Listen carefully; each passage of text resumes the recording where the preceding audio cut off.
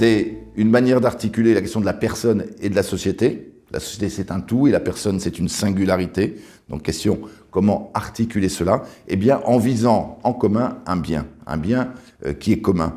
Et au plan politique, il s'agit de créer les conditions favorables au déploiement d'une société et à la vie bonne. Et un aspect essentiel, c'est que de la notion classique du bien commun, c'est de dire que l'homme a besoin de la société pour aller vers le bien, pour exercer les vertus, et y compris les vertus civiques. Donc quand Rousseau dit « l'homme est naturellement bon, c'est la société qui le corrompt », eh bien non, c'est faux, l'homme a besoin de la société.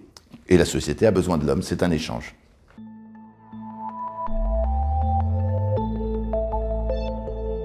Ça rejoint notre vocation chez Ictus, et que c'est une nécessité absolue aujourd'hui de former encore et former toujours, parce que l'état de la société aujourd'hui fait que quel que soit le niveau d'engagement et la matière de notre engagement dans la vie civique, il faut aujourd'hui reprendre toutes les bases classiques qui ont été perdues pour redonner du sens à tout engagement civique.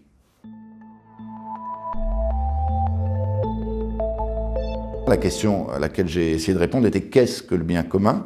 Ma motivation première était de transmettre tout notre trésor de civilisation, de 2500 ans de civilisation, ce que nous avons reçu, c'est-à-dire une civilisation civique, une civilisation de la communauté civique et de la communauté politique, qui est pour la France la nation.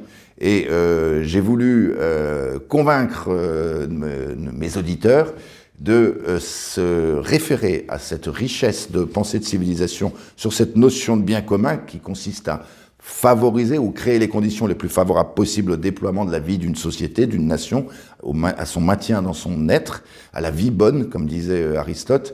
Dire qu'aujourd'hui, on avait des mots absolument incroyables sur le plan social et que les réponses se trouvent, on les possède dans le trésor de civilisation de notre communauté civique depuis Athènes, Rome, la chrétienté, etc., jusqu'à aujourd'hui. Et donc, on a les ressources pour sortir de ce délitement de la société.